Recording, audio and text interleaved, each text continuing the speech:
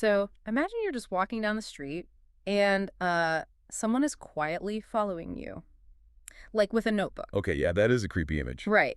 And they're writing down every single word you say to your friends. They're snapping photos of your outfits, uh, noting every store you walk into, just keeping this detailed ledger of everything you buy. Yeah, if that happened in the physical world, I mean, you would call the police immediately. Exactly. You'd call the police. But in the digital world, that stalker is literally just the updated 2026 terms of service. Oh, absolutely. It's just business as usual now. Yeah. So welcome to the deep dive.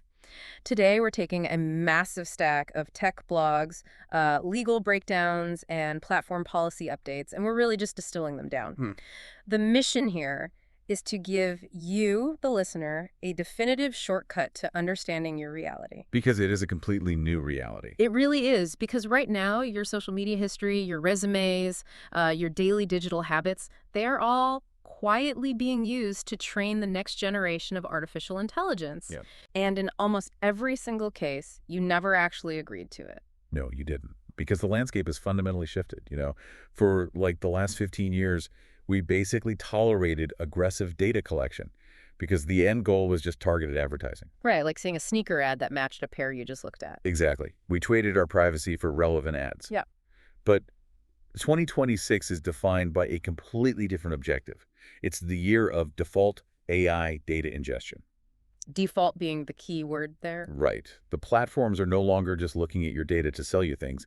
They're literally consuming your data to build these multi-trillion-dollar synthetic models of human behavior.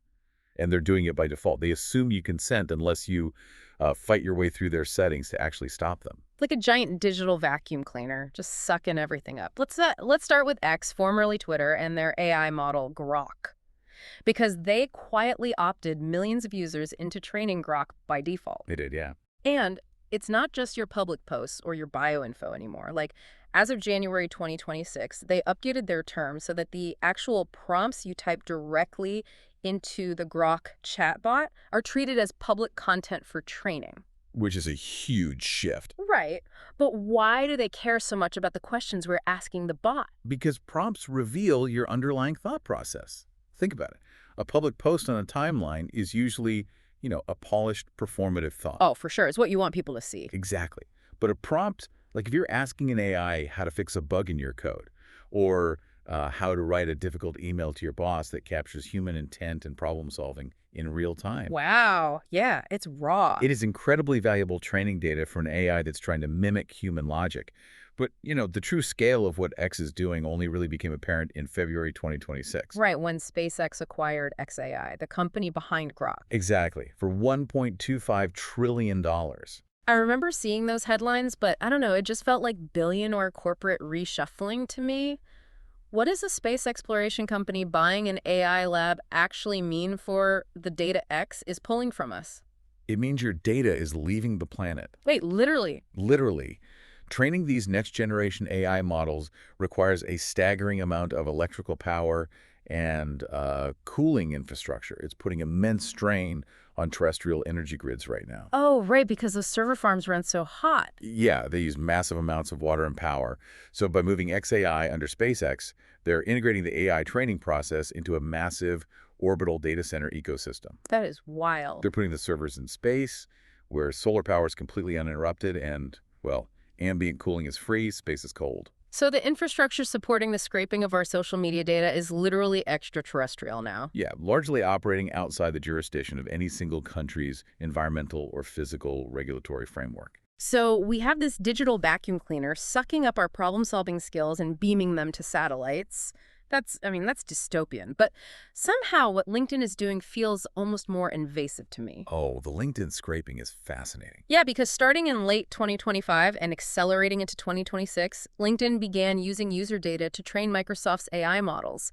And they're scraping data dating all the way back to 2003. Yep. 2003. I mean, why on earth does an advanced AI need to know about some internship someone had 20 years ago? Well, AI models crave what data scientists call longitudinal data. Longitudinal? Yeah, meaning data over a long period of time.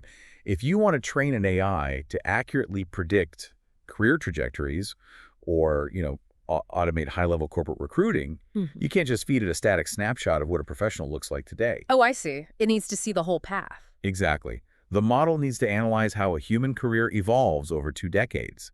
It needs to see the correlation between specific entry-level job in 2003 and a CEO position in 2026. But they didn't ask us if they could do that. No, they didn't. LinkedIn justified scraping this entire historical archive under the legal theory of legitimate interest, which basically inverts the whole concept of consent. Right. They didn't ask you. They just assumed your decades of professional milestones were fair game unless you proactively opted out. Man. Which brings us to Meta. Facebook and Instagram, they are actively harvesting public posts, photos, and interactions with their AI chats. Now, they claim they exclude private messages between friends. Right, that's their official stance. And I know people get furious about all of this, but let's play devil's advocate and be brutally honest for a second. If Meta isn't reading my private messages, why should I care if they read my public posts? I mean, I posted them publicly on purpose. I wanted people to see them. It's a fair question, but the issue is context collapse. Context collapse. Yeah. When you posted a photo of your family vacation in, say, 2018, your context was human connection. You were sharing a memory with your social circle. Yeah, my friends and family. Right. You did not consent to that deeply personal image being stripped of its emotional context, broken down into mathematical weights and biases, and then used as raw industrial material to train a synthetic image generator. Oh, wow. When an AI learns to generate a photorealistic human hand, it does so by studying millions of real hands, including yours, your children's, and your friends. Your public expression is being repurposed into a product you never intended to help build. That totally changes how I view it. You're not just looking at my picture, you're building a digital clone of how we communicate and look. Exactly. And Meta got incredibly stealthy with how they track us outside of their own ecosystem to build these profiles, too. Like, they used to have a setting called Your Activity Off Meta, which was pretty clear. Very clear, yeah. You could stop them from tracking you on other websites, but they eliminated that, and they replaced it with a setting called Activity from Other Businesses. And that wording change hides a massive functional change, doesn't it? It really does. It obscures the physical nature of the tracking. Yeah. Activity from other businesses allows Meta to take telemetry from their partners, meaning data points from the physical world. Like what? This includes your offline credit card purchases at a grocery store, your GPS-verified visits to physical retail shops, your usage of third-party apps. They feed that offline telemetry directly into their AI models. So they know what I'm buying in an actual store. Yes. They aren't just looking at what you like on Facebook anymore. They are modeling your entire offline physical behavioral profile to predict what digital content will keep you engaged on their platforms. So if Meta is mapping our offline credit card swipes, it feels like the last safe haven is just our physical movement.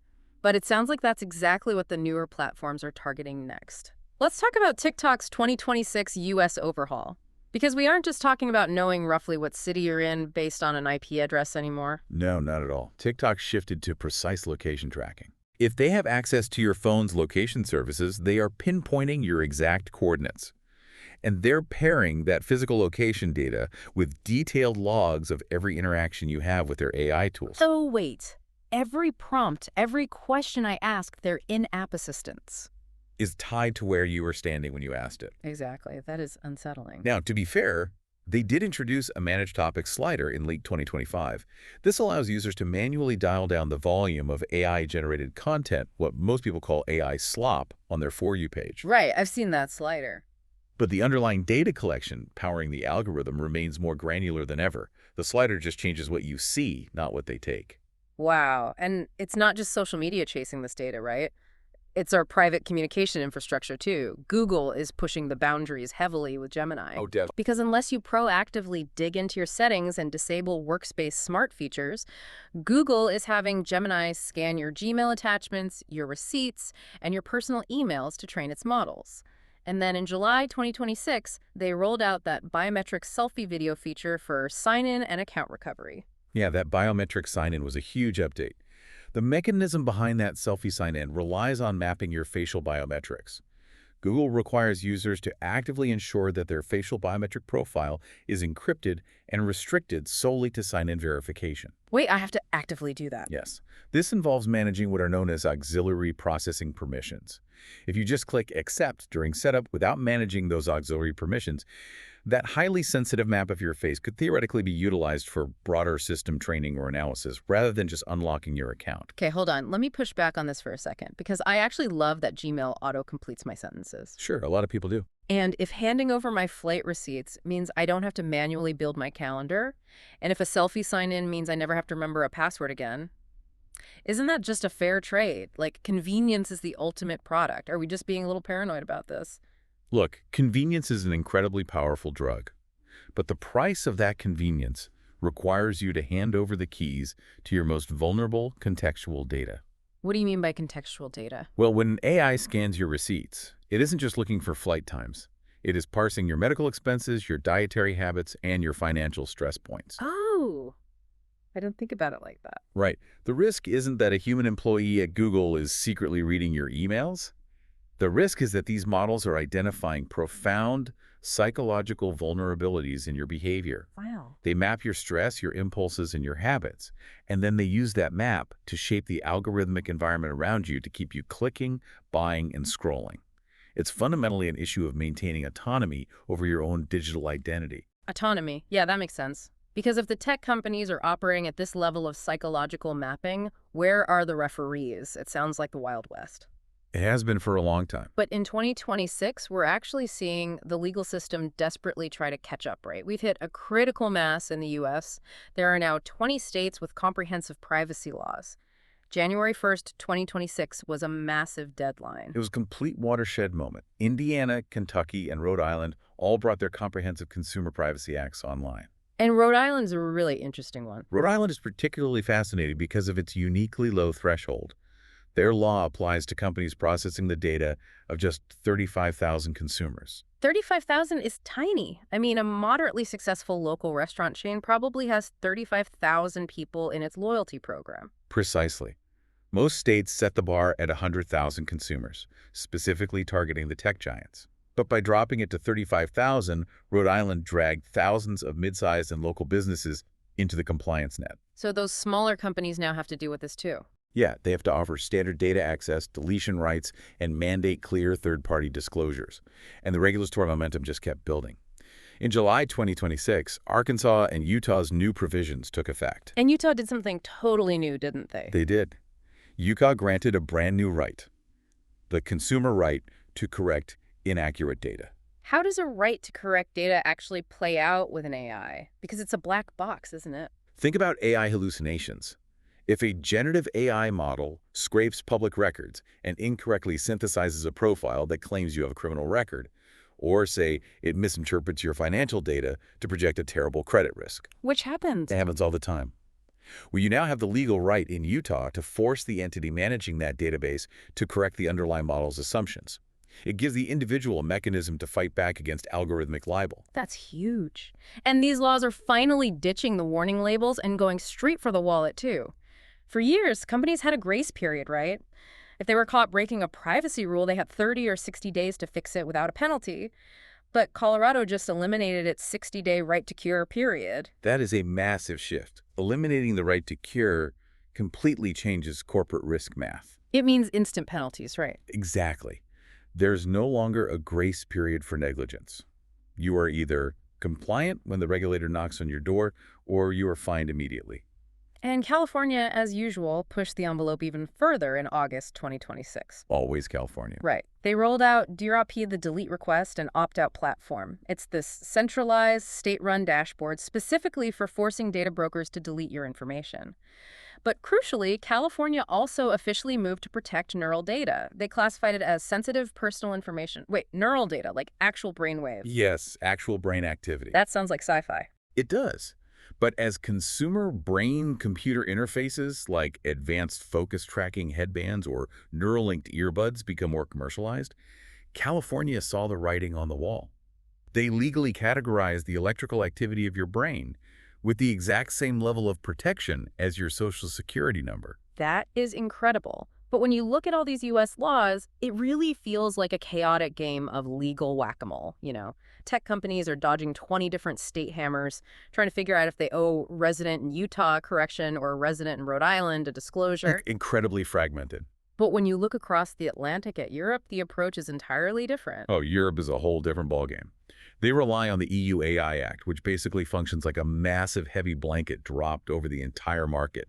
On August 2, 2026, Article 50 transparency obligations took effect across the whole European Union. So what does Article 50 actually require a company to do? It mandates strict visible transparency. If an AI generates a deepfake or synthesizes a piece of media, Article 50 requires a machine-readable watermark and a clear disclosure to the user that the content is artificial. And are they actually enforcing that? Aggressively. Yeah. European courts are not messing around. In March 2026, the Amsterdam District Court issued a binding injunction against Grok, imposing fines of €100,000 per day for generating non-consensual deepfakes. Per day. Per day. It proved that it's not just slow-moving regulators anymore.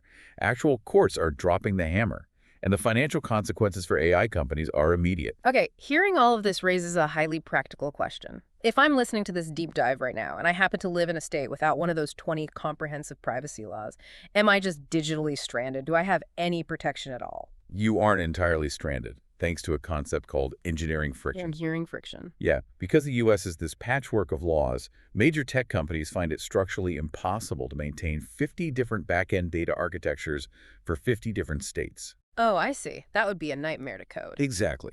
Often they'll build their systems to comply with the strictest state laws like California or Colorado and apply those operational standards nationwide simply because it's cheaper and easier to engineer one secure system than 50 fragmented ones. So a user in a state without a law often gets the secondary benefits of California's strictness. Right. The caveat, though, is that your actual legal right to sue or enforce those benefits in court remains tied to your specific state. So you get the system benefits, but not necessarily the legal teeth. Which brings us to the reality of the situation. You cannot just sit around waiting for your state legislature to pass a law to save you. In 2026, the responsibility falls squarely on you. Security experts are heavily pushing the concept of a zero-trust digital hygiene mindset. Yes. A zero-trust architecture of personal identity means you fundamentally reject the default settings provided by any platform. Reject the defaults. You operate under the strict assumption that the platform will weaponize your data for AI training unless you explicitly build a roadblock in their path. Okay, honestly, hearing all this makes me want to throw my smartphone in a river and move to the woods. A lot of people feel that way. But if I'm sitting at my desk right now, let's build those roadblocks. What is the very first thing I should do on LinkedIn? Okay, go to your LinkedIn account settings, find your job application settings, and permanently delete any old uploaded resumes. Just delete them completely. Yes. A resume is a dense gold mine of personally identifiable information. It has your personal cell phone number, your home address, your complete employment history. There's absolutely no reason for that density of data to be sitting in an AI training set. Makes sense. Once you delete the files, navigate to Settings, then Data Privacy, and explicitly toggle off the switch labeled Data for Generative AI Improvement. Okay, next up is X and Grok. And I have to say, trying to opt out of this feels like trying to cancel a gym membership in the 1990s. Oh, it's terrible. They use every dark pattern in the book to make you give up. It truly is a masterclass in hostile user experience design. Opting out of Grok requires a frustrating, multi-layered approach. Walk me through it. Step 1, you have to disable it in your X platform settings under Privacy and Safety, but that's not enough. Of course not. Step 2, you have to open the standalone Grok mobile app, navigate to Data Controls, and disable it there. And Step 3, you must log into grok.com on a desktop web browser and disable it in those settings. That is exhausting. It is. And honestly, because of X's broad 2026 licensing terms, simply making your account entirely private is the only truly ironclad defense against having your media scraped. Then there is Meta. The experience here is basically a tale of two continents. If you live in the EU, protected by that heavy blanket of regulation we talked about, you just go to their privacy center and click a button to submit a legal objection. Simple. But in the US... In the US, Meta makes you fight for it. You have to fill out this buried third-party information form. In many cases, they actually require you to provide screenshots as evidence that your personal information already leaked into an AI response before they will even consider your opt-out request. That's ridiculous. Prove you were harmed before we stop harming you. Right, and they don't even guarantee they will honor it. However, if there is one crucial thing you can and must do immediately, it's this. Go into your Meta account center, find your information and permissions, and turn off activity from other businesses. Right. That's the one that tracks the offline purchases. Yes, sever the tie between your physical credit card swipes and their predictive algorithms. Okay, finally Google. You need to open your Gmail settings, go to See All settings, and disable Google Workspace Smart Features. That single toggle stops Gemini from reading your attachments and receipts. Also, you need to go into your Google activity controls and toggle off the Save Media setting. Look, I know this is a massive list of homework, It's a lot to do, for sure. but your data is the raw currency fueling a multi-trillion-dollar AI boom. Regulators are trying to build guardrails, but the default setting for every major tech platform in 2026 is still take everything until told otherwise. You have to take the wheel. You really do, because the mechanisms of data collection are now operating on an industrial and, as we discussed, even an orbital scale. Space servers. Still can't get over that. Right. And the platforms are counting on your exhaustion. They are relying on the fact that the average person won't dig through 3 layers of convoluted menus to flip a toggle. Your apathy is their business model. Which leaves us with one final, deeply provocative thought to ponder. If these massive AI models are ingesting every public post, every photo, every decade-old resume, and every comment we've ever uploaded, they are essentially freezing our digital identities in amber. Yeah, they are. If our future algorithms, our search results, and our digital interactions are dictated by an AI trained entirely on who we were in the past, do we lose our ability to digitally evolve? Will our future digital selves just be trapped acting out echoes of the data these platforms scrape today? We run the very real risk of building a digital future that is completely anchored to and limited by the biases and behaviors of our past. It makes you think differently about that invisible stalker with the notebook following you down the street. Maybe it's not a stranger taking notes to sell you shoes. Maybe it's a digital clone of your past self, taking notes on what you're supposed to do next, ensuring you never stray from the algorithm's prediction. Thank you for taking the time to get informed and for taking the steps to protect yourself today. We'll catch you on the next deep dive.